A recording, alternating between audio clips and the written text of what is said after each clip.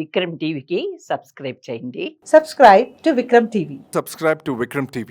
Subscribe to Vikram TV. Subscribe to Vikram TV. Please like, share and subscribe to Vikram TV. ఇండియాలో ఒక special డేలో మనం interview చేయడం అంటే నాకు చాలా ఆనందంగా ఉంది. ఆ స్పెషల్ డే ఏంటిదో మీరే జనాలకు చెప్పేయండి మన ప్రజలకు. ఇప్పుడు రేవంత్ రెడ్డి గారు పుట్టినరోజు.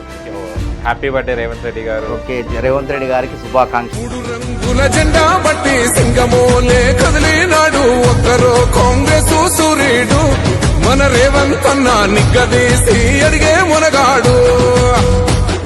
అంటే తెలంగాణలో ఇప్పుడు కాంగ్రెస్ పార్టీ డైవర్ట్ పాలిటిక్స్ గా మారుతుంది. ఈ కులగణ అనేది కూడా అందులో భాగమే అంటున్నారు. ఇది ఎంతవరకు నిజం? ఇప్పుడు కులగణన ఎప్పుడు చేస్తారన్నది వాళ్ళే. మేము మేనిఫెస్టోలో పెట్టినాం.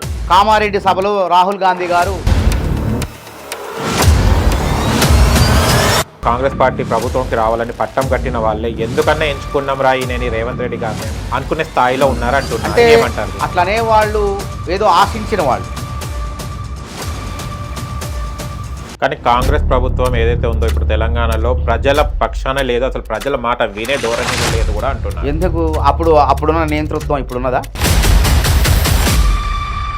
కేటీఆర్ గారు అన్నాడు కదా, ఏమన్నాడు? మేము మళ్ళీ అధికారంలోకి రావాలంటే మేము 32 యూట్యూబ్ ఛానల్ నమ్ముకుంటే బాగుండు, మేము మళ్ళీ అధికారంలోకి వచ్చేవాళ్ళం అని చెప్పి అన్నాడు. అంటే అర్థమైంది, యూట్యూబ్ ఛానల్ నమ్ముకుంటే అధికారంలోకి, ప్రజలు నమ్ముకోవద్దు. రుణమాఫీ కూడా కొంతమందికి ఇచ్చి అందరికి ఇచ్చారని డప్పు కొట్టుకుంటున్నారు అంటున్నారు. ఏంటిది దీనికి వెనకాల ఉన్న అంతరాయం? డప్పు కొట్టుకోవాల్సిన అవసరం మాకు ఇందాక కూడా నేను ప్రస్తావన చేస్తాను. ఇవాళ మీరు డబుల్ బెడ్రూమ్ ఇల్లు కడతానే కట్టలేకపోయారు. ఇవాళ మేము హాయ్ హలో నమస్తే, వెల్కమ్ టు విక్రమ్ టీవీ. నేను మీ యాంకర్ పప్పు. ఈ రోజు మనతో స్పెషల్ గెస్ట్ రండి. ఆ గెస్ట్ ఎవరో కాదు, కాంగ్రెస్ పార్టీ అధికార ప్రతినిధి మానవతా రాయ్ గారు మనతో ఉన్నారు. ఆయన తెలంగాణ రాజకీయం ఎలా ఉంది అంటే అధికారం కాంగ్రెస్ పార్టీదే కాబట్టి తన మాటల్లో తెలుసుకుందాం. కాంగ్రెస్ పార్టీ మంచిగా చేస్తుందా లేదా, మరి బీఆర్ఎస్ పార్టీ వ్యతిరేక పార్టీ ఏదైతే ఉందో వాళ్ళు కూడా విమర్శించడం జరుగుతుంది. దీని మీద మానవతా రాయ్ గారు ఏమంటారో ఒకసారి అడిగి తెలుసుకొని ప్రయత్నిద్దాం. నమస్తే సార్. నమస్తే. ఎలా ఉన్నారు? చాలా బాగున్నాను. మీరు ఎట్లా ఉన్నారు? చాలా హ్యాపీగా ఉన్నాను. అండ్ ఇవాళ ఒక స్పెషల్ డేలో మనం ఇంటర్వ్యూ చేయడం అంటే నాకు చాలా ఆనందంగా ఉంది. ఆ స్పెషల్ డే ఏంటిదో మీరే జనాలకు చెప్పేయండి మన ప్రజలకు. ఇప్పుడు రేవంత్ రెడ్డి గారు పుట్టినరోజు. హ్యాపీ బర్త్డే రేవంత్ రెడ్డి గారు. ఓకే, రేవంత్ రెడ్డి గారికి శుభాకాంక్షలు మీ విక్రమ్ ఛానల్ ద్వారా. మూడు రంగుల జెండా బట్టి సింగమోలే కదిలినాడు ఒక్కరో కాంగ్రెస్ సూర్యుడు మన రేవంత్ అన్న నిగ్గదీసి అడిగే మునగాడు. అంటే ప్రజలు ఒక నాయకుని పరిపాలనలో అలసి సొలసిపోయి విసిగి వేసారిపోయి ఇక మాకు ఒక నాయకుడు కావాలి అని ఆలోచిస్తున్న తరుణంలో రేవంత్ రెడ్డి గారు ప్రజలందరూ కూడా, తెలంగాణ ప్రజలందరూ కూడా కనపడ్డారు. రేవంత్ రెడ్డి గారు చెప్పినటువంటి అంశాలు ప్రజలకు వెళ్ళిపోయినాయి. కాంగ్రెస్ పార్టీ అప్పటి వరకు కూడా కేసీఆర్ కాంగ్రెస్ పార్టీ అసలు భారతదేశంలో కానీ తెలంగాణ ప్రాంతంలో కూడా లేకుండా బలం అర్ధబలం అన్ని రకాల బలాలతో రాజకీయ ఎత్తుగళ్లతో ప్రయత్నం చేసిండు. అంటే తెలంగాణలో అధికారంలో ఉన్నప్పటికీ తమ మిత్రుడైనటువంటి బీజేపీ పార్టీని ప్రయోగించి రకరకాలుగా కాంగ్రెస్ పార్టీని అసలు లేకుండా చేసే ప్రయత్నం చేశారు. 12 మంది ఎమ్మెల్యేలని అనవసరంగా గుంజుకున్నాడు. ఇట్లాంటి పరిస్థితుల్లో కాంగ్రెస్ పార్టీకి దిక్కెవరు అన్న ప్రశ్న తలెత్తి, అట్లాంటి తరుణంలో నిందాక అన్నట్టు యుగానికి ఒక్కడు వస్తాడు. ప్రజలు కష్టాల్లో ఉన్నప్పుడు ప్రజలకు ఆ కష్టాల్లోంచి బయటపడటానికి యుగానికి ఒక్కడు వచ్చినట్టు రేవంత్ రెడ్డి గారు వచ్చారు. ఎంత సమర్థవంతమైన పాలన, దాదాపు 10.5 నెలల పరిపాలన, ఎక్కడ కూడా అవినీతి లేదు. నేను సవాల్ విసురుతున్నా. దమ్ము ఉంటే రండి, ఎవడొస్తాడు? ఉత్తగా ఆరోపణలు కాదు, సాక్ష్యాధారాలతో రండి. ఎక్కడ డబ్బులు అవినీతి జరిగినాయి? సంక్షేమ పథకాల్లో జరిగినాయా? ప్రాజెక్టులు కూడా మేము ఏం చేయలేదే. ఎక్కడ కూడా ఏం లేదు. 1వ తారీఖు ప్రభుత్వ ఉద్యోగులకు జీతాలు ఇస్తున్నాం. ఇచ్చిన మాట నెరవేర్చుకునే విధంగా రేవంత్ రెడ్డి గారు ప్రయత్నం చేస్తారు. దాదాపు గృహజ్యోతి పథకం కింద 47 లక్షల మందికి 200 యూనిట్ల ఉచిత విద్యుత్ అందిస్తున్నారు ఉచితంగా. అదేవిధంగా 44 లక్షల మందికి 500కే సబ్సిడీకి సిలిండర్ అందిస్తున్నారు. సుమారు 75 కోట్ల మంది మహిళలకు మహాలక్ష్మి పథకం కింద వాళ్ళకి ఉచిత బస్సు ప్రయాణం ఇస్తున్నారు. అదేవిధంగా రుణమాఫీ రైతన్నలకు, అన్నదాతలకు దాదాపు 22,30,000 పైచిలకు రైతుల ఖాతాల్లో 18,000 కోట్లు జమ చేశారు 2 లక్షల రుణమాఫీ విషయంలో. వాళ్ళు 10 ఏళ్లలో 4 సార్లు చేస్తే రేవంత్ రెడ్డి గారు అధికారంలోకి వచ్చిన తర్వాత 3 సార్లు వరుసగా ఆగస్టు నెలలోనే రేవంత్ రెడ్డి గారు చేశారు. కొద్దిమంది సాంకేతిక, ప్రభుత్వం తప్పు కాదు, రైతు రుణాలు తీసుకున్న రైతులు బ్యాంకర్లు చేసిన తప్పిదాల మూలంగా వేసిన డబ్బులు తిరిగి వచ్చినాయి.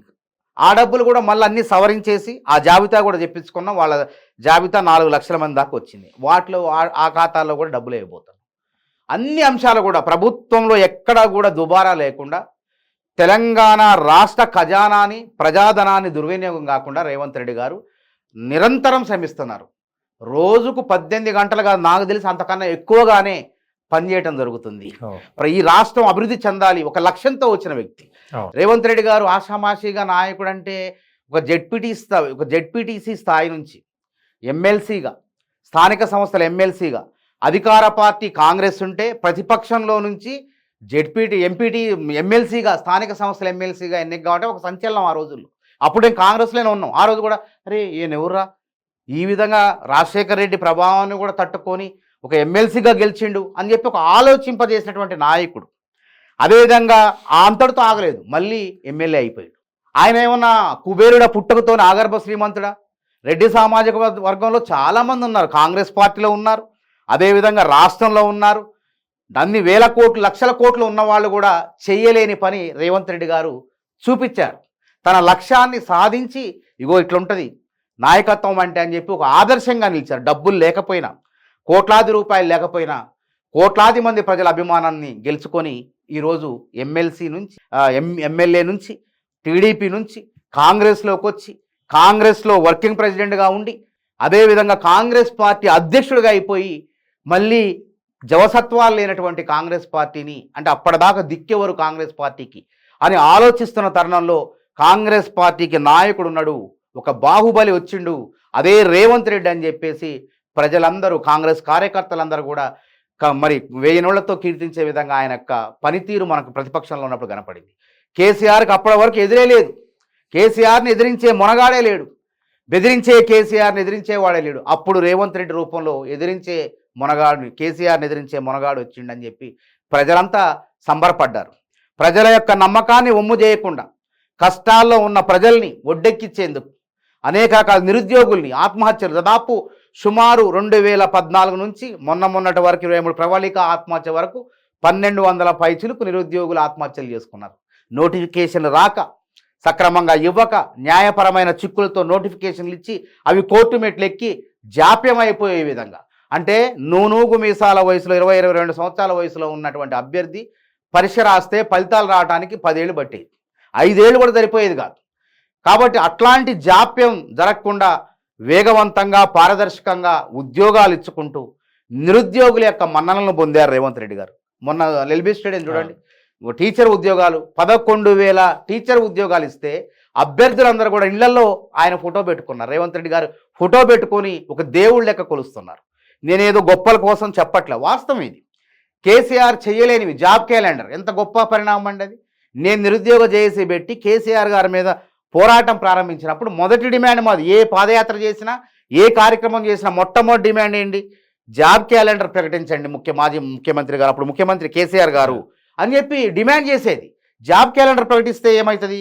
నిరుద్యోగులు చక్కగా క్రమబద్ధంగా ఒక ప్రణాళికాబద్ధంగా చదువుకోవచ్చు. ఏ ఉద్యోగానికి ఎప్పుడు చదువుకోవాలి, ఎట్లా చదువుకోవాలని ఒక ప్రణాళికాబద్ధమైనటువంటి వాళ్ళ యొక్క అభ్యసనం ఉంటుంది. కాబట్టి తద్వారా ఫలితాలు సాధించే అవకాశం, అంటే కొలువులు సాధించే అవకాశం ఉంటుంది. కాబట్టి ఆ అవకాశాన్ని అప్పుడు ఉన్నటువంటి ముఖ్యమంత్రి కేసీఆర్ గారు కల్పించారు. రేవంత్ రెడ్డి గారు రాంగలోనే న్యాయపరమైన చిక్కులన్నీ తొలగిపోయే విధంగా ఉద్యోగాల భర్తీ కార్యక్రమాన్ని చేపట్టారు. కాబట్టి ఉద్యోగస్తులకు కూడా, ఒకవేళ నిరుద్యోగులకే కాదు ఉద్యోగస్తులకు కూడా 1వ తారీఖు రాంగలోనే జీతాలు. గతంలో కేసీఆర్ గారు 16, 17, 18వ తారీఖు, ఈరోజు 1వ తారీఖు రాంగలోనే జీతాలు ఇచ్చే కార్యక్రమాన్ని పెట్టారు. ఆర్థిక పరిస్థితి బాగోలేదు, అప్పుల ఊపిలో కూరుకుపోయిన తెలంగాణని అమాంతం అభివృద్ధి పదంలో నడిపేందుకు, తీసుకొచ్చేందుకు గజీతగాళ్ళ లెక్క రేవంత్ రెడ్డి గారు ప్రయత్నం చేస్తున్నారు. ఎంతో కష్టపడుతున్నారు. రోజుకి నేను అన్నట్టు 18 గంటల పైచిలకు శ్రమిస్తున్నారు. ఈ రాష్ట్రాన్ని, అప్పుల ఊబిలో కూరుకుపోయిన రాష్ట్రాన్ని ఏ విధంగా ఆర్థికంగా ఎదిగించాలి, అదేవిధంగా పక్క రాష్ట్రాలుగా భారతదేశంలోనే మరి ప్రథమ స్థానంలో ఏ విధంగా నిలపాలని చెప్పి అనేక రకాలుగా ప్రయత్నాలు చేస్తారు. ఇంతకుముందు నిరుద్యోగులకు ఒక సాంప్రదాయ విద్యలు చదివేది BA, బీకామ్, బీటెక్, ఇట్లా చదివేది. బీటెక్ తర్వాత నిరుద్యోగ సమస్య. బీటెక్ చేసినా ఉద్యోగాలు రావు. ఎందుకు? నైపుణ్యం లేకపోవటం వల్ల. కాబట్టి నా తెలంగాణ బిడ్డలకు నైపుణ్యం ఉండాలి, నైపుణ్య విశ్వవిద్యాలయం ఉండాలని చెప్పేసి ఆలోచనని ఆచరణలో పెట్టి నైపుణ్య విశ్వవిద్యాలయాన్ని పెట్టి అడ్మిషన్లు కూడా అయిపోతాను ఈరోజు. మరి గతంలో ఎందుకు ప్రారంభించలేదు, ఆలోచన చేయలేదు చెప్పండి. కాబట్టి ఇక్కడ ప్రజలంతా సంతోషంగా ఉన్నారు, రైతులు సంతోషంగా ఉన్నారు, నిరుద్యోగులు రేవంత్ రెడ్డి గారి యొక్క వేగవంతంగా పారదర్శకంగా కొలువులు భర్తీ చేసే కార్యక్రమాన్ని చూసి నిరుద్యోగుల్లో ఒక నమ్మకం వచ్చింది, చదువుకుంటే ఉద్యోగం వస్తుంది, చక్కగా చదువుకుందాం అనేటువంటి ఆలోచనలో నిరుద్యోగులు ఉన్నారు. అందరూ కూడా ప్రజలంతా ఒక్క మాటలో చెప్పాలంటే ఏమనాలంటే మనం చరిత్ర పుస్తకాల్లో చదువుకున్నాం గుప్తుల కాలం స్వర్ణయుగం అని. ఇవాళ రేవంత్ రెడ్డి ముఖ్యమంత్రి పరిపాలన స్వర్ణయుగం అని చెప్పేసి నిరుద్యోగులు, రైతులు, మరి ఉద్యోగస్తులు ప్రతి ఒక్కళ్ళు సమాజంలో ఉన్న వాళ్ళు కూడా కీర్తిస్తున్నారు. కాకపోతే కొద్దిమంది బీఆర్ఎస్ పార్టీ ఉంటారు కదా, గోతికాడ్ నక్కలు ఎప్పుడు ఏం జరుగుద్ది అని చెప్పి వాళ్ళు నిర్మాణాత్మక ప్రతిపక్షంగా వ్యవహరిస్తే మంచిది. కానీ అసలు ఏం జరగకముందే నిధులు కేటాయించకముందే అవినీతి జరిగిందంటారు. నిధులు కేటాయించనే లేదు, అవినీతి జరిగిందంటే అసలు అర్థం ఉందా దానికి? ఎంత కక్కుర్తి అధికారం కోసం అన్నట్లు ప్రజల్లో సప్పుడు సంకేతాలు పోవా? ప్రతి దాని మీద విష ప్రచారం, మూసీ మీద విష ప్రచారం, హైడ్రా మీద విష ప్రచారం. హైడ్రాని ఎందుకు తీసుకొచ్చినాం అసలు? హైదరాబాద్ మనం ఎందుకు ఏ విధంగా అయిపోతుంది? చిన్న వరద వాన వస్తే నగరం మొత్తం చెరువులు అయిపోతున్నాయి, ట్రాఫిక్ ఎక్కడికక్కడికి స్తంభించిపోతుంది. చాలామంది ప్రతి సంవత్సరం కూడా చాలామంది చిన్నపిల్లలు అమాయకులు నాళాల్లో పడి కొట్టకపోయి చనిపోతున్నారు. వీటన్నిటిని నివారించాలి. ఈ తరం కోసం కాదు, భవిష్యత్ తరం. ఇలా దగ్గరగా 1.5 కోటి మంది జనాభా హైదరాబాద్లో నివసిస్తున్నారు. మరి భవిష్యత్తులో ఇంతకన్నా ఎక్కువ మంది జీవించే అవకాశం ఉంది. మరి భవిష్యత్ తరాలకు పర్యావరణాన్ని రక్షిస్తే, ఇప్పుడు పర్యావరణాన్ని రక్షిస్తే భవిష్యత్ తరాలు హాయిగా ఎటువంటి ఇబ్బందులు లేకుండా, విపత్తులు లేకుండా బతుకుతాయనేటటువంటి, జీవిస్తాయనేటువంటి ఆలోచనతో రేవంత్ రెడ్డి గారు ముందుకు పోతున్నారు.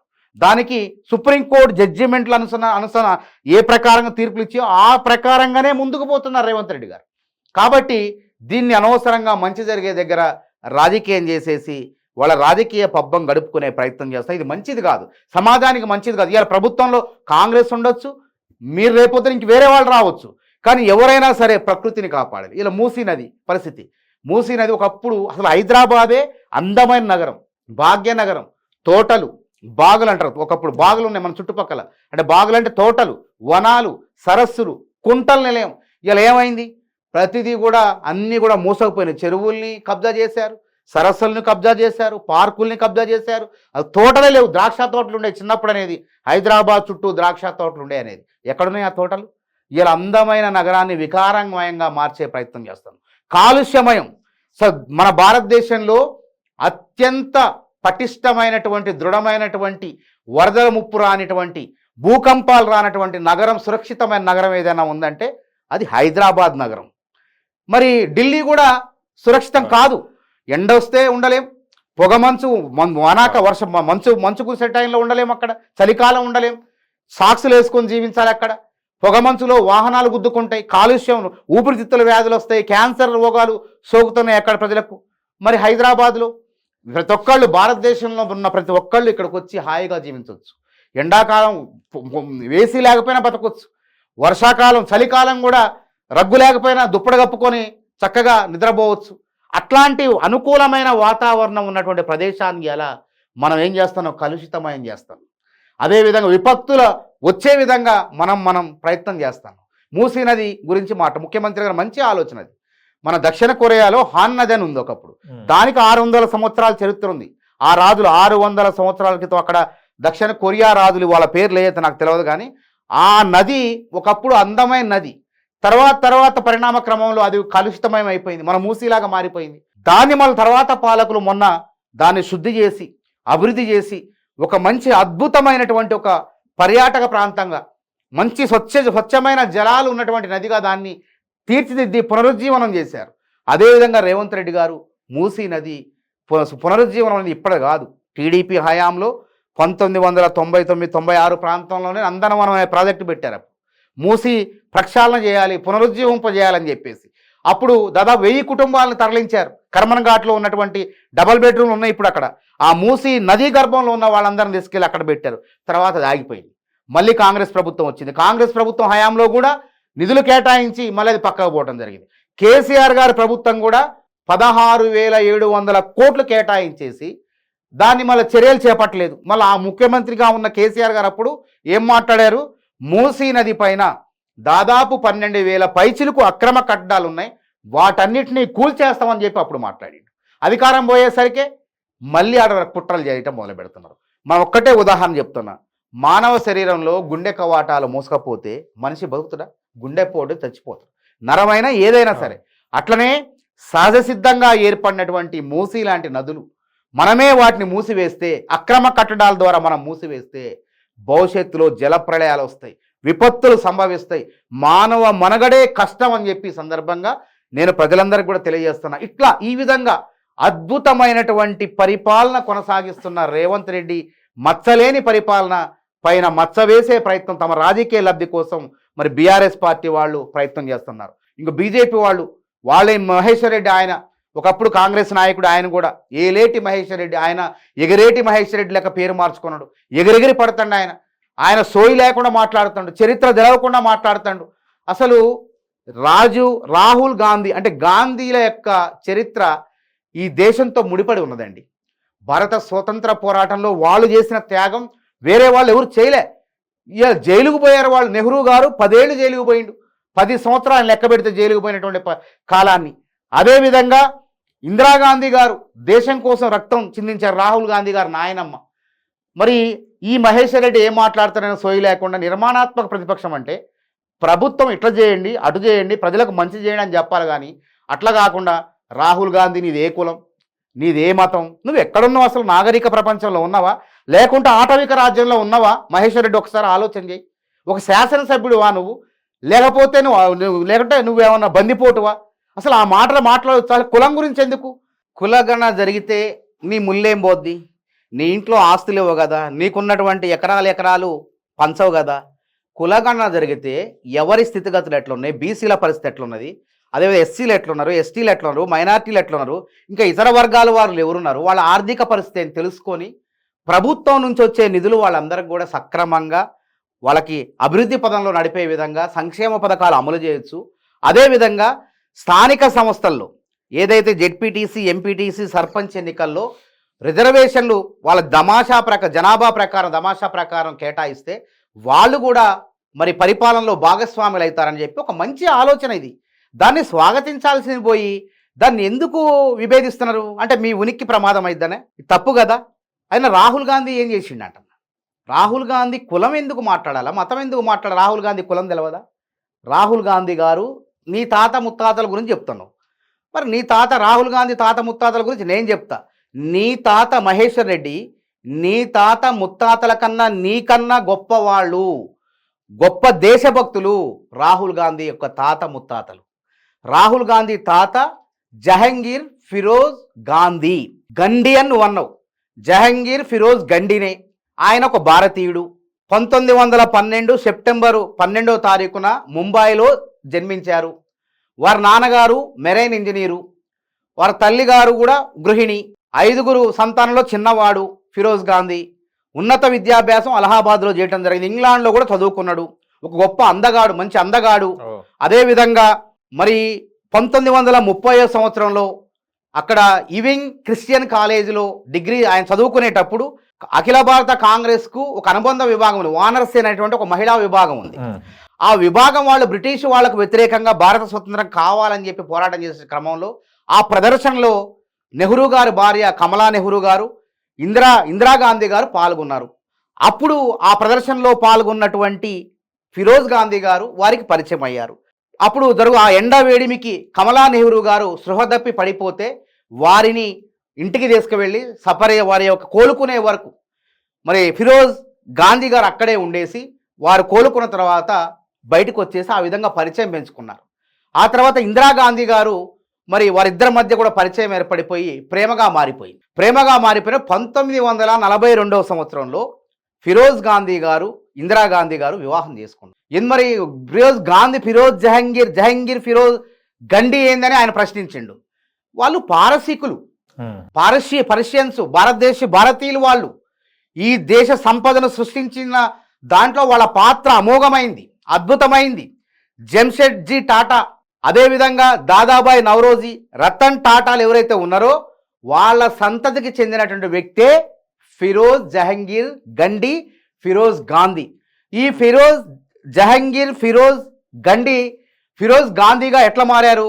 1942 సంవత్సరంలో ఇందిరాగాంధీని వివాహం చేసుకునేటప్పుడు గాంధీ గారే దత్తత తీసుకున్నారు జహంగీర్ ఫిరోజ్ గండిని. దత్తత తీసుకోవటం వల్ల ఏమైంది? ఎవరి గాంధీ గారి వారసత్వం, వారి యొక్క మతము, కులము అన్ని కూడా వారి యొక్క వారసత్వం మొత్తం కూడా జహంగీర్ ఫిరోజ్ గండి గారికి గాంధీ గారి వారసత్వం వచ్చింది. ఆ మాత్రం ఇంగిత జ్ఞానం లేకుండా, సోయి లేకుండా ఒక మహానాయకుడు ఫిరోజ్ గాంధీ అంటే వాళ్ళ తాత తండ్రులు నైజాంకు వ్యతిరేకంగా పోరాటం చేసినరో చేయలేదో నాకైతే తెలియదు, కానీ గొప్ప స్వతంత్ర పోరాట యోధుడు ఫిరోజ్ గాంధీ. భారతదేశ స్వతంత్ర పోరాటంలో క్రియాశీలక పాత్ర పోషించిన వ్యక్తి. 1930 సంవత్సరంలో లాల్ బహదూర్ శాస్త్రి అంటే రెండవ ప్రధాని, వారితో పాటు అలహాబాదులో 19 నెలలు జైలు శిక్ష అనుభవించినటువంటి గొప్ప భారతీయుడు, స్వతంత్ర పోరాట యోధుడు ఫిరోజ్ గాంధీ. మరి నీ తాత, నీ ముత్తాత, నువ్వు కనీసం జైలుకు పోయినవా? ప్రజల కోసం పోరాటం చేసి అన్నాడన్నా మహేశ్వర్ రెడ్డి చెప్పు. అట్లాంటి పోరాట చరిత్ర, త్యాగ చరిత్ర ఉన్నటువంటి ఫిరోజ్ గాంధీ, రాహుల్ గాంధీ గురించి నీకు ఎట్లా మాట్లాడడానికి నోరు వచ్చింది? అదేవిధంగా అంతేకాదు 1942లో వివాహం అయితే వివాహమైన 6 నెలలకే మళ్ళీ జైల్లో పెట్టారు ఫిరోజ్ గాంధీ గారిని. ఆ విధంగా జైలు శిక్షలు అనుభవించి, దేశ స్వతంత్రం కోసం జైలు శిక్షలు అనుభవించి, అదేవిధంగా పత్రికా సంపాదకుడుగా, నవజీవన్ అనేటువంటి పత్రికను సంపాదకుడుగా పనిచేశారు. ఒక మేధావిగా, ఒక రాజకీయ నాయకుడుగా, అదేవిధంగా కాంగ్రెస్ పార్టీ పత్రిక స్వతంత్రోద్యమ పోరాటంలో చైతన్యం, జనాన్ని మొత్తం కూడా చైతన్యం చేసినటువంటి నేషనల్ హెరాల్డ్ పత్రిక మేనేజింగ్ డైరెక్టర్గా కూడా వ్యవహరించారు. అదే అంతేకాకుండా ఒక లోక్సభ సభ్యుడు, ప్రావిన్షియల్ అసెంబ్లీస్ అని ఉండే ఆ రోజు, ఆ ప్రావిన్షియల్ లోక్సభకు సభ్యుడిగా ఉన్నారు 1952 నుంచి 57 వరకు. అంతేకాదు రాయబరేలీ నియోజకవర్గం నుంచి మొదటిసారి ఎన్నికలు జరిగినప్పుడు దేశంలో లోక్సభ సభ్యుడిగా ఎన్నికయ్యారు. అదేవిధంగా 1957, 60 వరకు ఉన్నారు. అతి చిన్న వయసులోనే 1947లో గుండెపోటుతో మరణించారు. ఇంత గొప్ప త్యాగం ఉన్నటువంటి ఫిరోజ్ గాంధీ గురించి, రాహుల్ గాంధీ వారి తాతగారు గురించి, వారి వంశం గురించి నువ్వు ఏ విధంగా తక్కువ చేసి మాట్లాడతావు? మనిషికి నోటితో అన్నం తినేవాడు ఇట్లా చేస్తాడా? ఈ విధంగా మాట్లాడతారా? ఒక ఉందాగుండా రాజకీయ నాయకుడు అంటే ఏ పార్టీ అయినా కానివ్వండి, నీ సిద్ధాంతాలు నువ్వు చెప్పుకో. అంతేగాని మనిషి వ్యక్తిత్వాన్ని హననం చేసే విధంగా, కులం గురించి, మతం గురించి తప్పుగా మాట్లాడితే మాత్రం ప్రజలు క్షమించరు, అది మాత్రం గుర్తుపెట్టుకోండి. అదేవిధంగా మరి దాతాబాయి నౌరోజీ ఎవరండి? పారసీలో మళ్ళీ ఇప్పుడు భారతదేశంలో ఎంతోమంది భిన్నత్వంలో ఏకత్వం లెక్క జీవిస్తున్నాం. దాదాబాయి నౌరోజీ అనేటువంటి వ్యక్తి అఖిల భారత కాంగ్రెస్ కమిటీ 2వ అధ్యక్షుడు. 1886 సంవత్సరంలో స్వతంత్రం రాలే, 1886 సంవత్సరంలో. అదేవిధంగా 9వ అఖిల భారత కాంగ్రెస్ కమిటీ అధ్యక్షుడు, 22వ కాంగ్రెస్ కమిటీ అధ్యక్షుడు దాదాబాయి నౌరోజీ. ఈయన ఎవరు? పార్సీ కాదా? అదేవిధంగా ఫిరోజ్ గాంధీ వీళ్ళంతా ఒక సంతతి కాదా? ఇలా దేశం ఈ విధంగా పారిశ్రామిక రంగంగా అభివృద్ధి చెందిందంటే పారసీల పాత్ర జంషెడ్జీ టాటాది లేదా, రతన్ టాటాది లేదా? వారి సంతతికి చెందినటువంటి వ్యక్తిని పట్టుకొని చిల్లరగా మాట్లాడిన చిల్లర వెధవ మహేశ్వర్ రెడ్డి. కాబట్టి ప్రజలు ఎట్లాగూ బుద్ధి చెప్తారు. అనవసరంగా రాజకీయాలు చేయొచ్చు, కానీ ఈ విధంగా చిల్లర రాజకీయాలు చేయొద్దు. అనవసరమైన విషయాలు ప్రస్తావన తేవద్దు. అంటే మహేశ్వర్ రెడ్డి గారు ఏమన్నారు అంటే ఎందుకంత మీరు అద్దెతున్నారు? అంటే ఇప్పుడు ఈ టైంలో రాహుల్ గాంధీ గురించి తీయాల్సిన అవసరం అంటే నిన్నే మాట్లాడారు. ఎందుకంటే వాళ్ళు రాజకీయాలు అంటే నిర్మాణాత్మక ప్రతిపక్షంగా మాట్లాడారు. ప్రభుత్వం తప్పులు చేస్తే ప్రశ్నించారు, తప్పులు చేసే అవకాశం లేదు. కాకపోతే ప్రజలకు న్యాయం చేస్తానంటే బీసీలు ఎంతమంది ఉన్నారు, వాళ్ళు బీసీ వర్గాల దమాషా ప్రకారం నిధులు కేటాయిస్తాం, వారికి స్థానిక సంస్థల్లో ప్రాతినిధ్యం కల్పిస్తాం. అదేవిధంగా దేశంలో ఇప్పుడు అధికారంలో ఓబీసీ ప్రధానమంత్రి అంటున్నారు నరేంద్ర మోడీ. మరి ఓబీసీ ప్రధానమంత్రి ఉన్న ఆయన ఓన్లీ జనగణన చేస్తారంటే కానీ దేశంలో జనాభా ఎంతమంది ఉన్నారో అంతమందిని లెక్క పెడతాం అంటున్నా కానీ కులగణన ఎందుకు చేయట్లేదు? కులగణన చేస్తే తప్పేమైంది, నష్టమేమైంది, ఎంతమంది ఉన్నారో తెలుస్తుంది కదా. తెలిస్తే మీకు వచ్చిన నష్టం ఏంటి? దానికి సమాధానం లేదు, డొంక తిరుగుడు సమాధానాలు. అంటే చేస్తే లాభం ఏంటిది? చేస్తే లాభం ఏంటంటే ఇప్పటికి కూడా స్వతంత్రం వచ్చిన తర్వాత కూడా మనం ఇన్ని సంవత్సరాలైనా కానీ అణగారిన వర్గాలు, బీసీలు, ఎస్సీలు, ఎస్టీలు వాళ్ళ జీవన పరిస్థితులు అట్లనే ఉన్నాయి. చాలామంది ఆ అట్టడుగు వర్గాలుగానే ఇంకా మిగిలిపోతున్నారు. ఎందుకు పైనుంచి పంపిస్తుంటే ఎక్కడో ఒక చోట అవి దారి మలుతున్నాయి. ఏదో రకంగా ఏదో పథకాన్ని వాళ్ళకి కేటాయించాల్సిన డబ్బులు వేరే పథకాలకు దారి మలుతున్నాయి. ఈ విధంగా జరుగుతుంది. కాబట్టి రాహుల్ గాంధీ గారు ఆలోచన చేస్తారు. అసలు ఈ దేశంలో రిజర్వేషన్లు పెట్టింది ఎవరండి? ఎస్సీలకు మొదటి సామాజిక పరంగా ఇచ్చారు. సమాజ పరంగా ఊరికి దూరంగా వెలివేయబడ్డ కులాలను అందరితో కలిపే విధంగా అభివృద్ధి పథకాలు నడపడానికి రిజర్వేషన్లు పెట్టింది నెహ్రూ కాదా? ఆ తర్వాత బీసీలకు 27% రిజర్వేషన్లు విద్య ఉపాధి రంగంలో ఉద్యోగ రంగంలో కల్పించింది పివి నరసింహారావు తెలంగాణ బిడ్డ కాదా? 94 ఆ ప్రాంతంలో ఎవరు ఏం చేశారండి? వాళ్ళు ఏం చేయకుండానే మాట్లాడుతున్నారు. లంబాడీస్ అప్పటి వరకు ఓబీసీలుగా ఉండేవాళ్ళు, వేరే రాష్ట్రాల్లో వేరే వేరే కులాలుగా ఉన్నారు. తెలంగాణలో వాళ్ళ యొక్క జీవన పరిస్థితులు చూసి వీళ్ళు ఆదివాసీలతో సమానం అని చెప్పేసి ఇందిరాగాంధీ గారు మరి వారిని ఎస్టీ జాబితాలో చేర్చలేదా? చెప్పండి. ఈ విధంగా ప్రతి మందికి సామాజిక న్యాయం చేసుకుంటూ ముందుకు పోతుంది కాంగ్రెస్ పార్టీ. మరి ఎందుకు మాట్లాడాలి ఆ విషయం చెప్పండి. లెక్క పెడితే కులగణన చేయబడితే వాళ్లకు ఎన్ని నిధులు ఎంతమంది ఉన్నారో, అందులో పేదలు ఎంతమంది ఉన్నారో స్పష్టంగా తెలుస్తుంది. నిధులు వాళ్ళకి చేరుతాయి. పేదరికంలో ఉన్న వాళ్ళని పైకి తీసుకురావాలనే మంచి ఆలోచన. అది ఎందుకు గిట్టట్లేదు అంటే కులగణన చేస్తే వీళ్ళకి వచ్చిన నష్టం ఏందో చెప్పరు, చేయొద్దు అంటారు, కోర్టులలో పోయి పిటిషన్లు వేస్తుంటారు. సరే, కోర్టులు కూడా మనం ప్రభుత్వాలు చేసే వాటిని తప్పుపట్టడానికి అవకాశం లేదు. నేను అందుకే అంటున్నా, ఇట్లాంటి విమర్శలు చేసేది వ్యక్తిగతమైన విమర్శలు చేస్తారా? అవి ప్రజలకు ఏమన్నా అక్కడికి వస్తాయా? ఈ బీసీ కులగణన వల్ల ప్రజలకు ఉన్న ఉపయోగం ఏంటిది? ప్రజలకు ఉపయోగం అంటే నేను అదే చెప్తాను కదా, తమాషా స్థానిక సంస్థల్లో 27% రిజర్వేషన్లు ఉన్నాయి, మనం 42% అంటున్నాం. ప్రతిసారి కూడా సుప్రీంకోర్టు ఏం చెప్పింది? 92లో 50% మించొద్దని చెప్పింది. 50% మించొద్దంటే ఈ దేశంలో అత్యధికంగా 50% పైకున్నది బీసీ కులాలు. ఆ తర్వాత ఎస్సీ ఎస్టీలు వాళ్ళ యొక్క జనాభా నిష్పత్తి ప్రకారం ఉన్నారు. కాబట్టి అట్లాంటి వాళ్ళు రాజ్యాధికారానికి దూరం అవుతున్నారు. వాళ్ళు పరిపాలించుకుంటే వాళ్ళు అభివృద్ధి చెందుతారనే ఒక మంచి ఆలోచన ఉన్నది ఇందులో. కాబట్టి నిధులు అందుతాయి, రాజ్యాధికారంలో భాగస్వామి అయ్యే అవకాశం ఉంది. కాబట్టి కుల వల్ల ప్రయోజనం ఇది కనపడుతుంది కళ్ళ ముందు. దాన్ని అడ్డుకునే ప్రయత్నం చేస్తున్నారు వీళ్ళు. అంటే దీన్ని కాంగ్రెస్ ప్రభుత్వం బీసీ కులగణన కాలయాపనం చేస్తుందని అంటున్నారు. తప్పులే, కాలయాపన కానే కాదు. కమిటీ వేసిన నిరంజన్ గారి నేతృత్వంలో బీసీ కమిషన్ జిల్లాల పర్యటన చేస్తుంది, శాస్త్రీయబద్ధంగా లెక్క పెడుతుంది. 56 అంశాలు ఇచ్చినాం. మన ఇంటికి కూడా ఏలో రేపు మన ఇంటికి వస్తారు, మీ ఇంటికి వస్తారు, నా ఇంటికి వస్తారు. మనం స్పష్టమైన సమాచారం ఇవాళ వచ్చిన వాళ్ళకి మనం ఏంది, మన ఆర్థిక పరిస్థితి ఏంది, మనం ఏం వాడుతున్నాం, మన కారు ఉందా, బైక్ ఉందా అని తెలిస్తే ఏమైంది?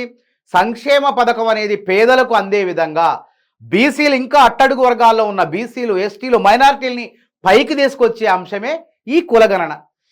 కానీ దీనిలో 70 ప్రశ్నలు ఉన్నాయి. 70 ప్రశ్నలకు ప్రజలందరూ నెత్తి పట్టుకుంటున్నారు. ఎందుకు నెత్తి పట్టుకుని సమాధానం చెప్పాలి? మంచి జరగాలంటే, మనకు మేలు జరగాలంటే ఆ మాత్రం సమయం కేటాయించాలి. అనవసరమైన విషయాలకు మనం ఏది టీవీ సీరియళ్లకు లేకపోతే వేరే వాటి ముందు కూర్చొని కాలయాపన చేసే సమయం మొత్తం కూడా వృధా చేసు. కానీ మన అభివృద్ధి కోసం, మన దేశ అభివృద్ధి కోసం, దేశంలో పేదల అభివృద్ధి కోసం కులగణన చేపట్టే కార్యక్రమాన్ని ప్రతి ఒక్కరు కూడా సహకరించండి. ఇది భవిష్యత్ తెలంగాణ అభివృద్ధికి నిదర్శనంగా మారుతుంది. దేశంలోనే తెలంగాణ రాష్ట్రం ఆదర్శంగా నిలుస్తుంది. ఇది రాహుల్ గాంధీ అన్నారు, రేవంత్ రెడ్డి గారు అన్నారు. కాబట్టి ప్రతి ఒక్కరు కూడా సహకరించాల్సింది చెప్పి ప్రజలందరినీ మేము కోరుతాం. అంటే విలేజ్ లో పంచాయతీ సెక్రటరీ ఉంటారు కదా, ఆయన అడిగితే కూడా డీటెయిల్స్ ఇస్తారు కదా. అట్లనే చేస్తున్నారు. ఓ శాస్త్రీయబద్ధంగా చేయాలన్నప్పుడు మనం ఇప్పుడు 42% అని రాహుల్ గాంధీ గారు హామీ ఇచ్చారు. గణన చేసిన తర్వాతనే ఒక స్పష్టమైన పంచాయతీ సెక్రటరీ చేసింది లెక్కలోకి రాదు, రాజ్యాంగబద్ధం కాదు అది రాదు. ఒక కమిషన్ ద్వారా చేయాలి ఏదైనా సరే. ఒక కమిషన్, మనం ఇప్పుడు వర్గీకరణ, ఎస్సీ వర్గీకరణ ఉన్నది. ఎస్సీ వర్గీకరణ కోసం మనం జాబ్ క్యాలెండర్ నిలుపుదల చేసినాం, ఒక ఏకసభ్య కమిషన్ వేసినాం. ఆ కమిషన్ ఇచ్చే నివేదికను ఆసరాగా చేసుకొని రేపు సామాజిక న్యాయం చేయొచ్చు. అంతేగాని ఇష్టం వచ్చినట్టు ఎవడో ప్రభుత్వ ఉద్యోగం ఉత్తగా చేయటం కాదు. వీళ్ళు బీసీ కమిషన్ పరిధిలో వీళ్ళు పనిచేస్తారు. పనిచేసిన తర్వాత ఆ సమాచారం వచ్చిన తర్వాత ఆ సమాచార నివేదిక మొత్తం అందింది, అది అధికారం అవుతుంది. ఏ కోర్టు కూడా తప్పు పట్టలేదు. కాబట్టి ఇది ఒక పద్ధతి, సామాజిక న్యాయం చేసేటువంటి ఒక భాగం, ఇది ఒక పద్ధతి. కాబట్టి అందుకే వాళ్ళకి అప్పచెప్పాల బాధ్యతలు వీళ్ళు చేస్తున్నారు, ప్రభుత్వ టీచర్లు చేస్తున్నారు. ఎవరికి చేస్తున్నారు? కమిషన్ పర్యటిస్తుంది, ప్రభుత్వం విధులు అప్పచెప్పింది. కాబట్టి ప్రతి ఒక్కళ్ళు కూడా ఇది మనకు మంచి కోసమే. ఎవరి కోసం? రేవంత్ రెడ్డి గారు ఒక ఉన్నతమైనటువంటి కులస్తుడైనప్పటికీ, అగ్రవర్ణానికి చెందిన రెడ్డి కులస్తుడైనప్పటికీ ముందుగా నేనుంటా, ఏమైంది ప్రజలకు న్యాయం జరగాల అని చెప్పి ఆయన ముందుకు వచ్చి ఈ ప్రక్రియను ప్రారంభించారు. ఇంత ఖర్చు పెట్టి ఇంత హడాహుడిగా చేయడానికి ముఖ్య ఉద్దేశం ఏంటిది? అంటే తప్పదు కొన్ని ఇప్పుడు నేను అదే అంటున్నా, దేశంలో సామాజిక న్యాయం చేయడంలో పెద్దపీట వేసిన పార్టీ కాంగ్రెస్ పార్టీ. పార్టీ అధ్యక్షుల విషయంలో కానివ్వండి, ముఖ్యమంత్రులు చేయడంలో కానివ్వండి. ఇలా ఒక ఉదాహరణ చూడండి. ఇలా తెలంగాణ రాష్ట్రంలో పిసిసి అధ్యక్షుడు మహేష్ కుమార్ గౌడ్, ఓసీ ముఖ్యమంత్రి రేవంత్ రెడ్డి, డిప్యూటీ ఉప ముఖ్యమంత్రి మన బట్టి విక్రమార్క ఒక ఎస్సీ, పక్క రాష్ట్రంలో సిద్ధరామయ్య ఒక బీసీ, అంతకుముందు రాజస్థాన్లో ఒక బీసీ అశోక్ గెహ్లెట్. ఈ విధంగా మా పార్టీ జాతీయ అధ్యక్షుడు ఎవరు? మల్లికార్జున్ ఖర్గే, ఒక ఎస్సీ, ఒక దళితుడిని మేము అధ్యక్షుడిని, మేము గొప్పలు చెప్పుకోవడం కాదు, ఆయా వర్గాలకు అవకాశాలు ఇవ్వాలి, రాజకీయ అవకాశాలు ఇవ్వాలనే ఆలోచన పుట్టిందే కాంగ్రెస్ పార్టీలో. కాబట్టి ఖర్చుకు వెనకాడే ప్రసక్తే లేదు. పేదల అభివృద్ధి జరగాల, సంక్షేమ పథకాలు పెట్టిందే కాంగ్రెస్ పార్టీ. ఇలా పరిశ్రమలు స్థాపించిందే కాంగ్రెస్ పార్టీ. దేశవ్యాప్తంగా 400 పైచిలకు ప్రభుత్వ రంగ సంస్థలు స్థాపిస్తే బీజేపీ ప్రభుత్వం ఏం చేస్తుంది? భారత రాజ్యాంగంలో రిజర్వేషన్లు ఎత్తివేసే విధంగా, అంటే నేరుగా రిజర్వేషన్లు ఎత్తివేస్తే ఈ వర్గాలతో ప్రమాదం అని చెప్పేసి పరోక్షంగా దొడ్డిదారులు ఏం చేస్తుంది? ప్రభుత్వ రంగ సంస్థల్లోనే కదా ఎస్సీ ఎస్టీలకు ఉపాధి అవకాశాలు ఉన్నది. అసలు వీటిని లేకుండా చేస్తే వీళ్ళు రోడ్డు మీద పడతారు. ఈ రిజర్వేషన్లే వద్దని చెప్పి క్రమక్రమంగా వాటిని ఎత్తివేసే ప్రయత్నం, భారత రాజ్యాంగం రిజర్వేషన్లు ఎత్తివేసే ప్రయత్నం చేస్తారు. కాబట్టి అన్నీ ఉండాలి. అందుకే రాహుల్ గాంధీ గారు ఏమంటున్నారు?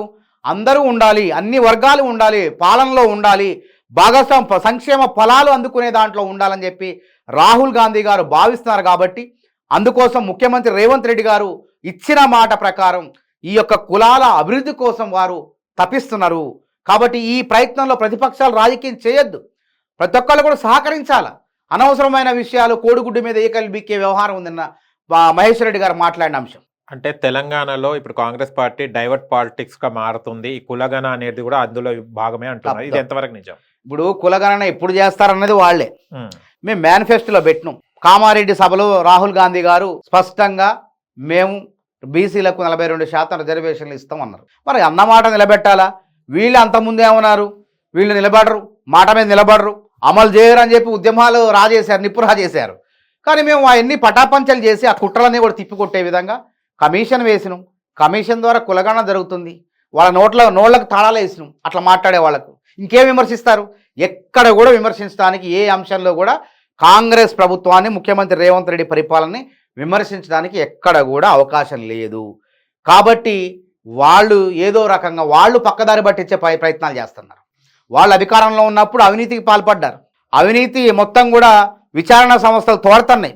ఎవడు దొంగ, ఎవడు దొర, ఇందులో కాళేశ్వరం ప్రాజెక్టు ఏ విధంగా కుంగిపోవడానికి ఉంది, ఏ విధంగా కట్టారు, అది ఇది సక్రమ నిర్మాణమా అక్రమ నిర్మాణమా అని చెప్పి విచారణ ఘోష్ కమిటీ రేపు మాపు తీర్పిస్తుంది.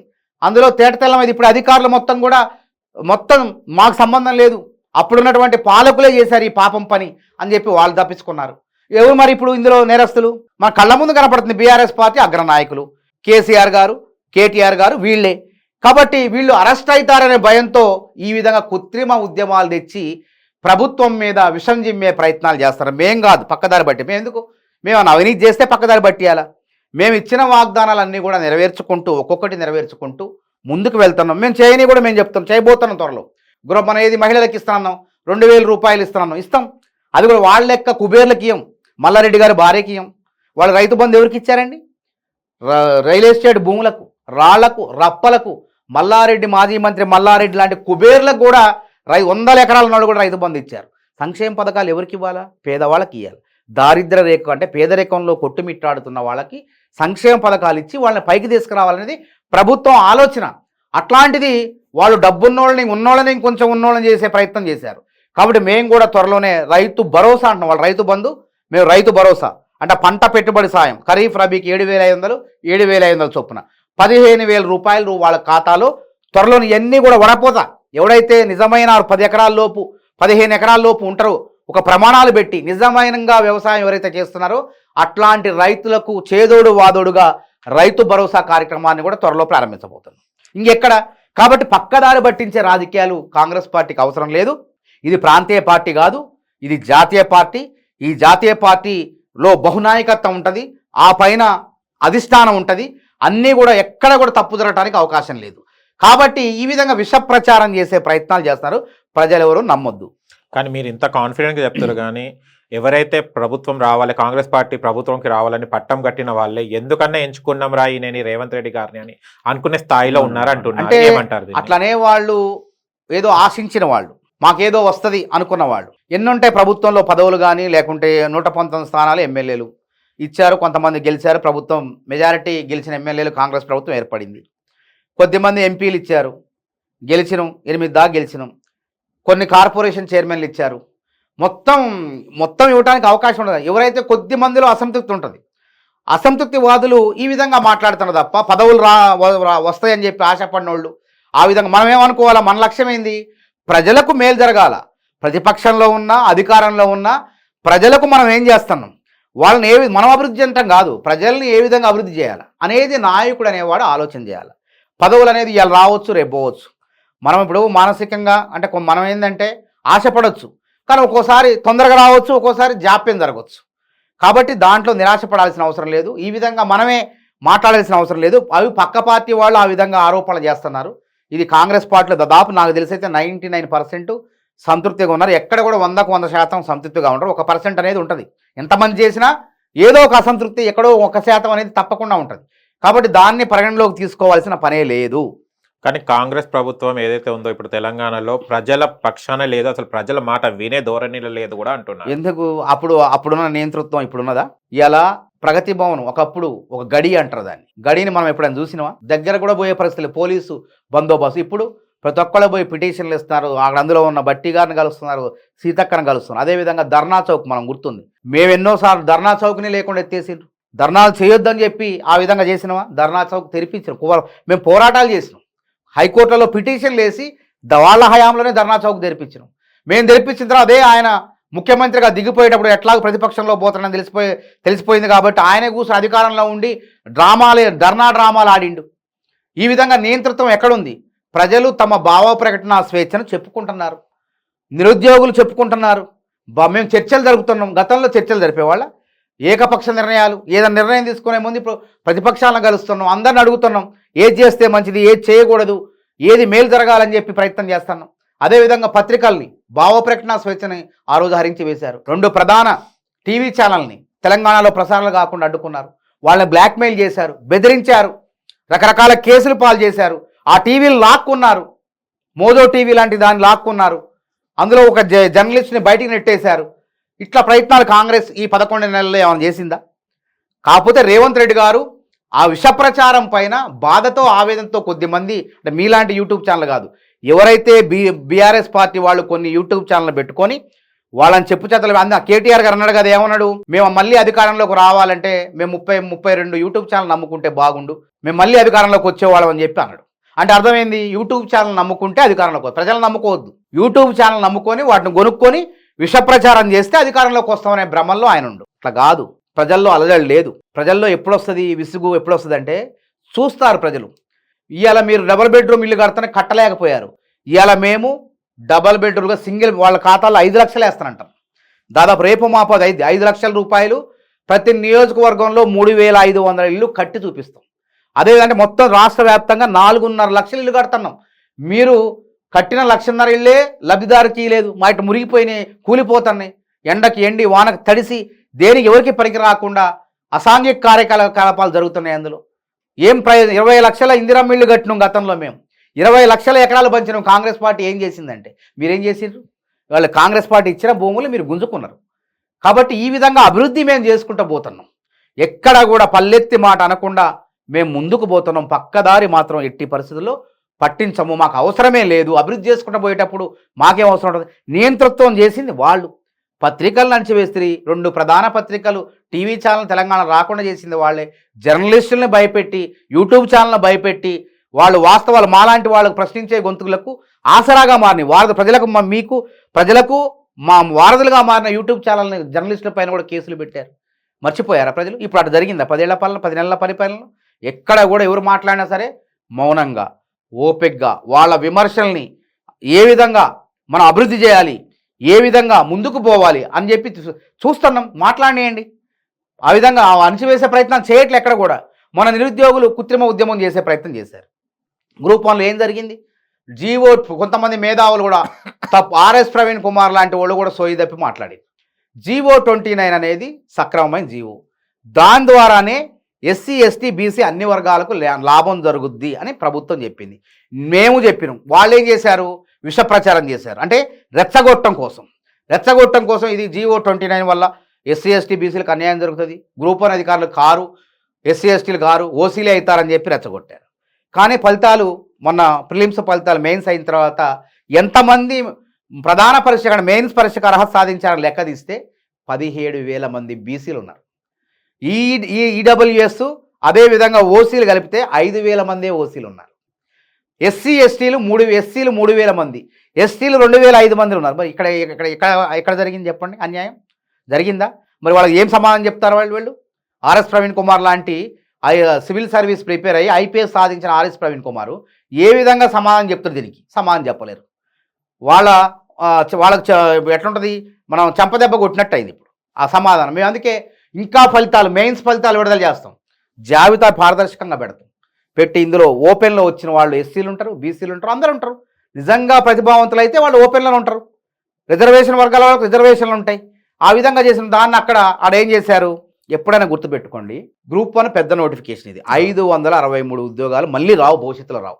ఇది 2022 నోటిఫికేషన్. 13 ఏళ్ళుగా తెలంగాణలో నోటిఫికేషనే లేదు. 2 సార్లు కేసీఆర్ గారు పరీక్ష పెట్టి వారు చేతగాక అవినీతి చేసి ఆ పరీక్షను రద్దు చేశారు. రద్దు చేయడం జరిగింది. అంటే మీ అభ్యర్థులు కోర్టుకు పోతే కోర్టు కొట్టివేసి ఆ పరీక్షను ఇంకా ఆపాలని కొంతమంది. ఎందుకంటే రేవంత్ రెడ్డి గారు అసలు ఎందుకు ఈ పరీక్ష ఆగిపోయిందని చెప్పి ఆలోచన చేస్తే ఈ జీవో 55తో కేసీఆర్ గారు నోటిఫికేషన్ ఇచ్చారు. ఈ జీవో 55 అనేది కోర్టులో నిలవదు, సుప్రీంకోర్టు తీర్పుకు వ్యతిరేకంగా ఉంది. దీంతో పరీక్ష పెడితే ఈ పరీక్ష సాగదు, మళ్ళీ పరీక్ష పెట్టాల్సి వస్తుందని చెప్పి న్యాయ నిపుణులు చెప్తే రేవంత్ రెడ్డి గారు ఆలోచన చేసి అన్ని రాష్ట్రాలకు, ఆంధ్రప్రదేశ్లో 5వ నెంబర్ జీవో సేమ్ 29 లాగా అన్ని జీవోలను కూడా చూసి పరిశీలించి పక్క రాష్ట్రంలో అమలవుతున్నట్టు 5వ నెంబర్ జీవోను పోలిన జీవో 29 తీసుకొచ్చేసి పారదర్శకంగా ప్రిలిమ్స్ పరీక్ష పెట్టారు. దాన్ని తట్టుకోలేకపోయారు బీఆర్ఎస్ వాళ్ళు చేయలేదు కాబట్టి, వీళ్ళు కాంగ్రెస్ ప్రభుత్వం చేసింది కాబట్టి ఏదో రకంగా దీన్ని ఆపే ప్రయత్నం. అయితే ఈ పరీక్ష రాసిన వాళ్ళు ఎంతమంది ఉంటారు? 4 లక్షల మంది, 3 లక్షల, సుమారు 3 లక్షల మంది రాశారు ప్రిలిమ్స్. రాస్తే అందులో అర్హత సాధించింది 38,000 మంది మాత్రమే. 38,000 మంది, 30,000 మందిలో ఎంతమంది సీరియస్గా ఉంటారు? 523 ఉద్యోగాలకి మా అంటే 2,000 మంది ఉంటారు. ఆ 2,000 మందిలో కూడా 563 మందికి ఉద్యోగాలు వస్తాయి. కాబట్టి గ్రూప్ 2 చదివేవాళ్ళు, ఆబ్జెక్టివ్ టైపు ప్రిలిమ్స్ అనేది, కాబట్టి డిస్క్రిప్టివ్ టైప్లో అంటే వ్యాసరచన రాసే ఎగ్జామ్ మెయిన్స్ పరీక్ష కాబట్టి చాలామంది గ్రూప్ 2 చదివేవాళ్ళు కూడా అర్హత సాధించారు. వాళ్ళ ఆలోచన ఏంటంటే, వాళ్ళ చిన్న స్వార్థం ఏంటంటే, ఈ పరీక్ష కనుక ఏదో రకంగా వాయిదా పడితే మనం ఎట్లా గ్రూప్ 2 రాస్తున్నాం, గ్రూప్ 3 రాస్తాం. రేపు 17-18 గ్రూప్ 3 ఉంది, తర్వాత డిసెంబర్లో 17-18 గ్రూప్ 2 ఉంది. ఈ పరీక్ష రాసి గ్రూప్ 2 రాసి మళ్ళీ సంవత్సరం తర్వాత గ్రూప్ 1 అయితే అది కూడా సాధించవచ్చు ఆ ఉద్యోగం. కాబట్టి దీన్ని ఏదో రకంగా ఆపాలి అని చెప్పి వాళ్ళ స్వార్థం కూడా అందులో తోడైపోయింది. ప్రతిపక్షాల ఉచ్చులో పడిపోయారు కొంతమంది. ఎంతమంది అర్హత నిన్న 2,50,000 మంది పైగా, 2,50,000 మంది పైగా అర్హులు కాలేదు ఈ పరీక్షకు, మెయిన్స్ పరీక్షకు. వాళ్ళంతా కూడా ఏంది, ఏదో రకంగా మనం ఈ పరీక్ష రద్దయితే, దీనికోసం కొట్లాడితే, రద్దయితే మళ్ళీ మనం గ్రూప్ 1 అధికారులు కావచ్చు అనేటువంటి వాళ్ళ చిన్న స్వార్థం వాళ్ళ కేసీఆర్ యొక్క ఉచ్చులో పడిపోయి, కేటీఆర్ యొక్క ఉచ్చులో పడిపోయి ఆడ కృత్రిమ ఉద్యమం నడిచింది. ఇలా పటాపంచలైన రేపు ఫలితాలు వచ్చిన తర్వాత కాంగ్రెస్ ప్రభుత్వం పారదర్శకంగా గ్రూప్ 1 ఉద్యోగాలు భర్తీ చేసిందనేది స్పష్టమైపోతుంది. రుణమాఫీ కూడా కొంతమందికి ఇచ్చి అందరికి ఇచ్చారని డప్పు కొట్టుకుంటున్నారు అంటున్నారు. ఏంటిది దీనికి వెనకాల ఉన్న అంతరాయం? డప్పు కొట్టుకోవాల్సిన అవసరం మాకు ఇందాక కూడా నేను ప్రస్తావనలో తీసుకొచ్చి, ఇప్పుడైనా రైతుల్లోంచి వ్యతిరేకత లేదు. 22,30,000 మంది రైతుల ఖాతాల్లో 18,000 కోట్లు జమ చేసినాం. సాంకేతిక కారణాలతో ఆగిపోయింది. అదెందుకు? ఆధార్ కార్డులో పేరు తప్పు ఉంటాం, లేకపోతే బ్యాంకులు వ్యవసాయ అధికారులకు ఆ జాబితా ఇచ్చేటప్పుడు ఆ నెంబర్లు అటు ఇటు అయితే, ఖాతా నెంబర్లు అటు ఇటు అయితే వేసిన డబ్బులు వెనక్కి రావటం, ఈ విధంగా అయినాయి. మళ్ళీ అన్నీ కూడా సరిచేసి తర్వాత 2 లక్షల పైచిలకు రైతులు ఉన్నారు, రుణం తీసుకున్న వాళ్ళు 2,50,000 తీసుకున్నారు అనుకోండి. ఆ 50,000 మీరు చెల్లించండి అని ఎందుకు అంటున్నామంటే, మీరు ఆ 50,000 చెల్లిస్తే మేము 2 లక్షల రుణమాఫీ బ్యాంకులో వేస్తే మళ్ళీ రుణాలు మీకు రీషెడ్యూల్ అవుతాయి. ఒకవేళ మీరు ముందే చెల్లించవచ్చుగా అంటారు, కానీ మీరు తర్వాత చెల్లించకపోతే రీషెడ్యూల్ కావు. మన ఉద్దేశం ఏంది, మళ్ళీ రైతు అనేవాడు రుణం తీసుకోవాలి, పంట పెట్టుబడి పెట్టుకోవాలి, రైతు వ్యవసాయానికి ఉపయోగపడాలనే ఆలోచన, మంచి ఆలోచన ఇది. కాబట్టి ఆ 10,000, 50,000 తెలవక చాలామంది ఆ విధంగా కట్టుకోలేకపోయారు. అట్లాంటి వాళ్ళని కూడా చైతన్యం చేసినాం. కాబట్టి వాళ్ళ జాబితా మొత్తం కూడా సుమారు 4 లక్షల మందికి వచ్చి 4 లక్షల మంది సంఖ్య ఉన్నది. ఆ సంఖ్యకు కూడా రేపో మాపు ఆ తీపి కబురు ఆ 4 లక్షల మంది రైతులు కూడా వినబోతారు. ఎక్కడ కూడా ఇబ్బంది లేదు. కాకపోతే దీన్ని ఇక్కడ కూడా కృత్రిమ ఉద్యమం చేసే ప్రయత్నం చేశారు. బీఆర్ఎస్ కార్యకర్తలను పెట్టుకొని రైతులు ఇబ్బంది. రైతుకి ఎప్పుడు పోరాటాలు ఎప్పుడు చేయాలండి? ఇప్పుడు మేము పోరాటం చేసినప్పుడు రైతు మనం ఖాతాలో డబ్బులు వేస్తే ఆ డబ్బులు రైతు ఖాతాలో పోకుండా కాంగ్రెస్ నాయకుల జేబులో పోతే, అవినీతి జరిగితే అప్పుడు పోరాటం చేయాలి. అప్పుడు అర్థం ఉంటుంది, పర్థం ఉంటుంది, ప్రజలు కూడా నమ్ముతారు. అసలు మేము సాంకేతిక కారణాలతో ఆగిపోయినాయి, అవి కొద్ది జాప్యం అయింది, ఎక్కువ కూడా కాదు. రేపో మాపు డబ్బులు వేస్తున్నాం ఆగండి అంటే దాన్ని ఏదో జరిగింది, ఈ తప్పు రైతులు ఇబ్బంది పడుతున్నారని చెప్పి వీళ్ళు ఇబ్బంది పడుతున్నారు. రైతుల ఖాతాలో డబ్బులు వేస్తే వాళ్ళకు ఉద్యమాలు చేయడానికి ఏముండదు కదా. ఆ బాధ ఆవేదన వాళ్ళ ఆవేదన ప్రజల ఆవేదన అని చెప్తున్నారు వీళ్ళు. రైతులు ఎప్పుడు కూడా వేస్తానన్నప్పుడు రైతు ఎందుకు వస్తారు రోడ్డు మీద చెప్పండి, ఆలోచన చేయండి. మేము డబ్బులు వేయము మీ ఖాతాల్లో వేయము అంటే అప్పుడు రైతులు సహసిద్ధంగా వచ్చి ఆందోళన చేస్తారు. దానికి ఆ ఉద్యమం అట్లాంటి ఉద్యమాలను ప్రభుత్వం కూడా గుర్తిస్తుంది, గౌరవిస్తుంది. కానీ వీళ్ళేంది వేస్తుంటేనే కార్యక్రమం కొనసాగుతుంటేనే వీళ్ళేదో మొత్తం వీళ్ళు వేయించినట్టు రైతుల ఖాతాలో ఆ విధంగా కృత్రిమ పోరాటాలు చేసే ప్రయత్నం చేశారు. నిరుద్యోగులు ఆ ముందు ఆర్టీసీ క్లాసులు ఇందా చెప్పి అప్పుడు కూడా ఎప్పుడు జరగాల పోరాటం, మేము ఎప్పుడు చేసినాం? గ్రూప్ 2లో తప్పు జరిగితే, గ్రూప్ 1 ప్రశ్నాపత్రాలు లీక్ అయితే, నిరుద్యోగులు చనిపోతే నిజమైనటువంటి సహసిద్ధమైనటువంటి కారణాలతో పట్టుకొని ఆడ పోరాటం చేసినా విజయవంతమైనవి. వీళ్ళు అవినీతి పరీక్ష వాయిదా వేయమని ఎన్నిసార్లు 13 సంవత్సరాలు జరిగిన పరీక్షను ఇంకెన్నిసార్లు వాయిదా వేస్తారు అంటే నిజంగా చదువుకునే వాళ్ళకి అన్యాయం చేద్దామని. కాబట్టి పోరాటాలు ఎప్పుడు ఎక్కడ ఉండాలంటే లీకులైతేనో అవినీతి జరిగితేనో అప్పుడు పోరాటం చేయాలా. అసలు ఏం లేకుండా పోరాటం చేశారంటే దీనికి ఎవరున్నారు? నా తెలంగాణ ఇంకో విచిత్రమైన అంశం ఏంటంటే నేను పోరాటం చేసినప్పుడు హైకోర్టులో కేసులు ఒకవేళ మేము నిరుద్యోగులు అందరం కలిసి ఇట్లా తలా 500 వేయిస్తే ఒక 20,000 పోగాయి. న్యాయబద్ధంగా ఒక మంచి రచనారెడ్డి గారు లేకపోతే సత్యంరెడ్డి గారు ఉండేదాళ్ళు, వాళ్ళ చేతులు 20,000 పెట్టి సార్ మాది వాదించండి అంటే పాపం వాదించి ధైర్యంగా వచ్చి వాదించేది వాళ్ళు. మిగతా లాయర్లు ఎవరు ఒప్పుకునేది కదా మా కేసులు. మేము మళ్ళీ వాళ్ళకి కేసు విజయం సాధిస్తే వాళ్ళకి మొత్తం కలిపి 50,000 కూడా ఇవ్వలేదు. కానీ నా తెలంగాణ నిరుద్యోగులు మొన్న కృత్రిమ నిరుద్యోగులు PRS ఉచ్చులో పడి దేశంలోనే ఖరీదైన లాయర్ని సుప్రీంకోర్టులో పెట్టుకున్నారు. కపిల్ సిబాల్ గంటకు 10 లక్షలు తీసుకుంటాడు. ఆయన పెట్టుకొని తమ కేసును వాదించినందుకు నేను సంతోషపడాలో, ఒక తెలంగాణ నిరుద్యోగ చైర్మన్ సంతోషపడాలా, లేకపోతే వీళ్ళు పక్కదారి పడుతున్నారు అనవసరంగా చెడిపోతున్నారని చెప్పి బాధపడాలా అనేది నాకు సందిగ్ధంగా మారిపోయింది. కాబట్టి ఈ విధంగా చేయొద్దు. కాబట్టి రైతు రుణమాఫీ సక్రమంగా అవుతుంది. అన్ని అంశాలు మీరు అడిగిన ప్రశ్నకు త్వరలోనే సమాధానం దొరుకుతుంది. కానీ 6 గ్యారంటీలో ఫస్ట్ బస్ మహిళలకు అనేది ఫ్రీ ఉచితం అనేది పెట్టడం జరిగింది. కానీ పింఛన్లు కూడా అన్నారు, వృద్ధులకు 4,000 కూడా ఇస్తా అన్నారు కదా, ఇప్పటి వరకు కూడా ఇవ్వటం లేదు. తప్పకుండా అదే నేనే చెప్పాను, ఇందాక కూడా చెప్పాను. మహిళలకు మహాలక్ష్మి పథకంలో ఇది ఒకటి ఉన్నది, 2,500 ఇస్తాం.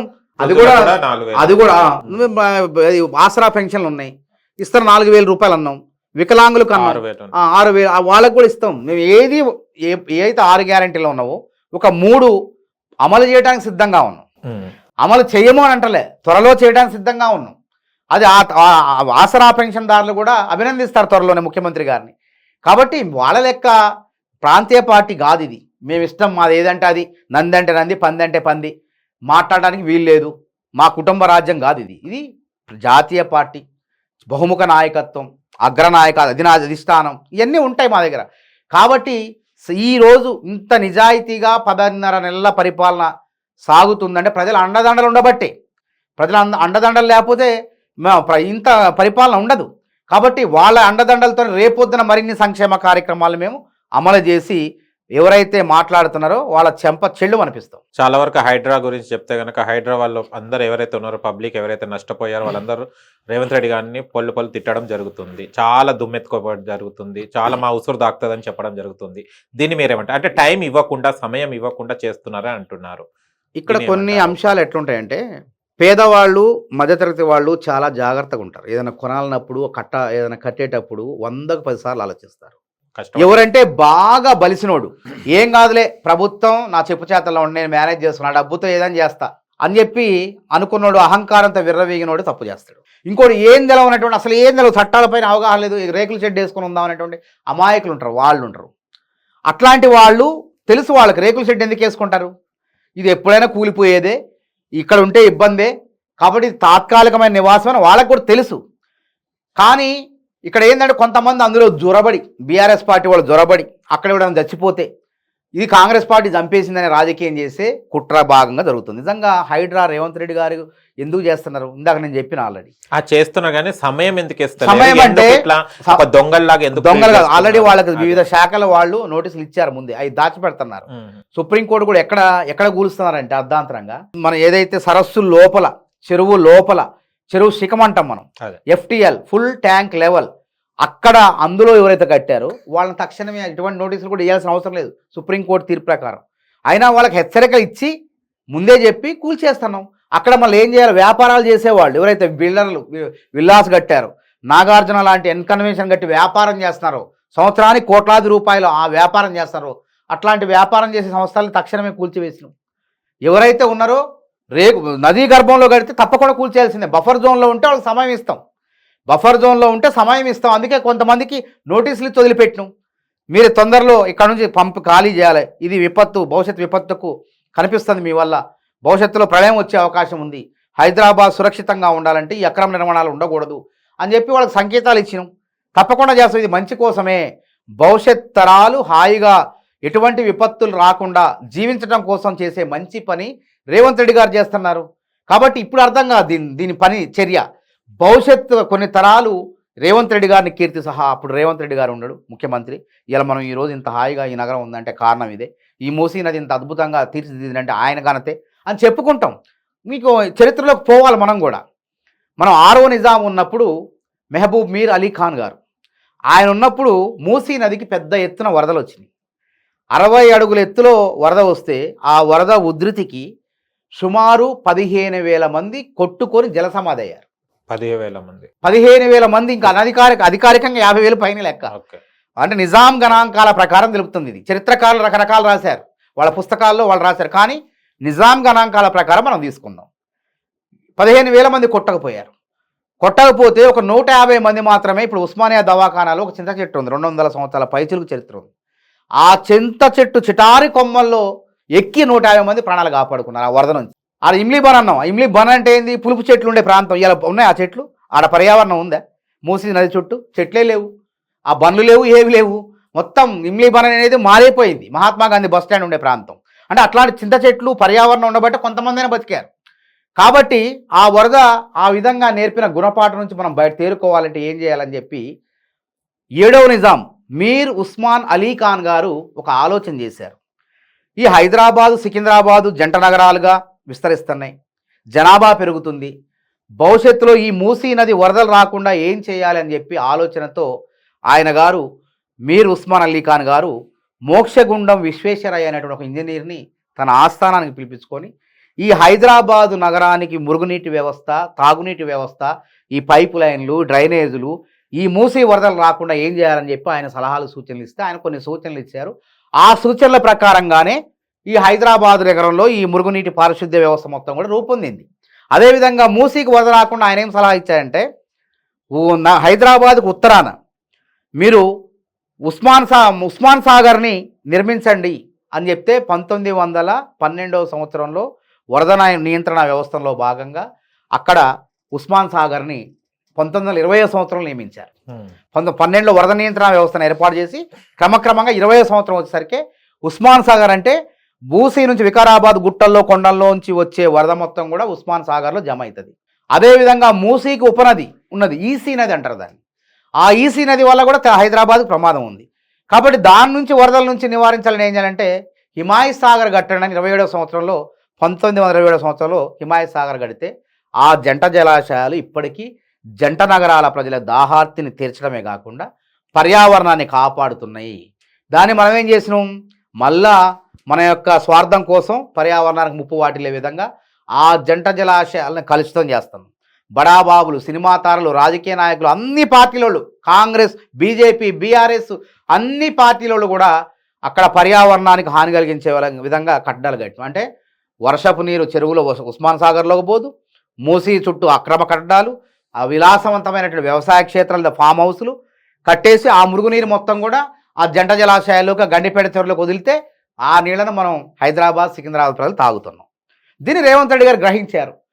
1996వ సంవత్సరంలో తెలుగుదేశం ప్రభుత్వం కూడా ఈ అక్రమ నిర్మాణాలు ఈ పరిధిలో అరికట్టాలని చెప్పి 111 జీవోని తీసుకొచ్చి ఏం చేసింది, 84 గ్రామాల పరిధిలో సుమారు ఇన్ని కిలోమీటర్ల పరిధిలో అని చెప్పేసి 10 కిలోమీటర్ల పరిధిలో ఎక్కడ కూడా శాశ్వతమైన కట్టడాలు కట్టొద్దు చెప్పేసి, గోడలు కూడా ప్రహరీ గోడలు కూడా నిర్మించొద్దు అని చెప్పేసి ఒక జీవో తీసుకొచ్చింది.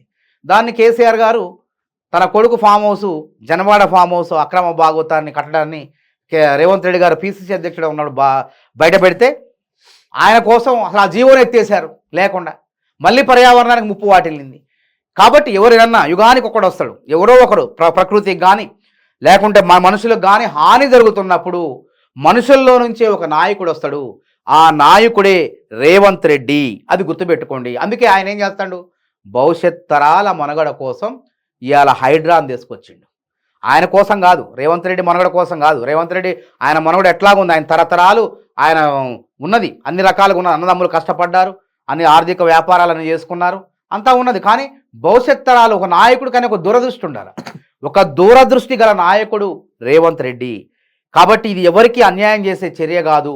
హైడ్రా పరిధి కూడా విస్తరించింది. కాబట్టి ఆదర్శంగా సమాజంలో ఆదర్శంగా ఉండాల్సిన నాయకులే కట్టుదప్పితే, ఆదర్శం తప్పితే ప్రజల జీవన పరిస్థితులు కకావికరమైతాయి.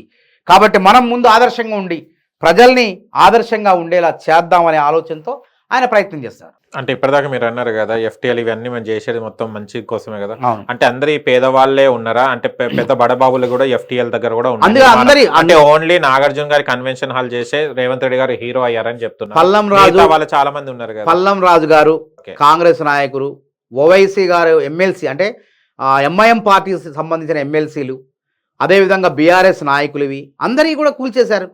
పల్లం రాజు గారు అంటే పెద్ద నాయకుడు కాంగ్రెస్ పార్టీలో. సో ఇలా రేవంత్ రెడ్డి సోదరులు బఫర్ జోన్లో ఉంటే నోటీసులు ఇచ్చారు, 3 నెలల్లో కూల్చేస్తామని చెప్పేశారు. ఆయన కూడా అన్నాడు, మా ఇష్టం కూల్చండి, మీ ఆ బఫర్ జోన్లో ఉంటే నిజంగా పర్యావరణానికి ముప్పు అయితే కూల్చండి అని చెప్పి ఆయన కూడా అన్నాడు. ఎవరిని ఓవైసీ గారు కాలేజీ కూడా ఈరోజు కూల్దామంటే విద్యార్థులు చదువుతున్నారు, వాళ్ళు ఆగమవుతారు. 30-40 వేల మంది ఉన్నారు అక్కడ మొత్తం చదివేవాళ్ళు. కాబట్టి ఏ వేసవికాలం సెలవుల్లోనూ ఎప్పుడు చర్యలు ఉంటాయి. ఎవరైనా ఎంత పెద్దవాళ్ళ పైన చర్యలు ఉంటాయి. తప్పు చేస్తే పర్యావరణానికి ముప్పు చేస్తే తప్పకుండా హైడ్రా అనేది చర్య తీసుకుంటాయి. హైడ్రా రథచక్రాలు కదులుతాయి అక్కడికి, అక్రమ నిర్మాణాలను కూల్చేందుకు. ప్రజా దర్బార్ అని పెట్టడం జరిగింది కదా, ఇప్పటివరకు ఎన్ని సమస్యలు తీర్చారు సార్? దాదాపు ప్రజలు ఇప్పుడు జిల్లాల్లోనే గ్రీవెన్స్ జిల్లా కలెక్టర్లు పరిష్కరిస్తున్నారు. అక్కడ నుంచి కూడా కొంత సంతృప్తి పడినటువంటి వాళ్ళు వస్తున్నారు.